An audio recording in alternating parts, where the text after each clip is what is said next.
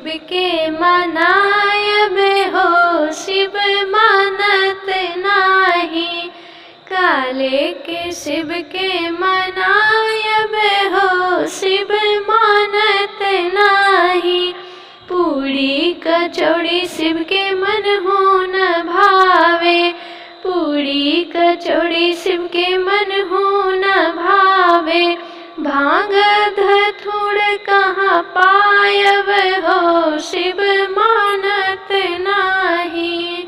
भांग धतूर कहाँ पायब हो शिव मानत नाही। काले के शिव के मनायब हो शिव मानत नाही। साला दो साला शिव के मन हो न भावे। साला दो साला शिव के मन हो न भावे। मृगा के छाला कहाँ पायब हो शिव मानत नाही।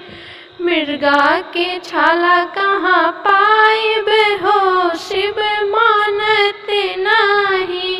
काले के शिव के मनायब हो शिव मानत नाही। हाथी अघोरा शिव के मन हो न भावे। हाथी अघोरा शिव के मन हो न भावे।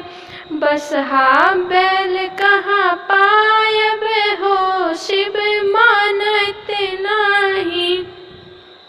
बसहा बैल कहाँ पायब हो शिव मानत नाही। काले के शिव के मनायब हो शिव मानत नाही। कोठा अटारी शिव के मन हो न भावे। कोठा अटारी शिव के मन हो न भावे।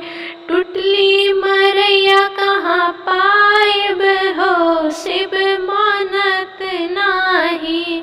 टुटली मरैया कहाँ पायब हो शिव मानत नाही। काले के शिव के मनायब हो शिव मानत नाही। काले के शिव के मनायब हो शिव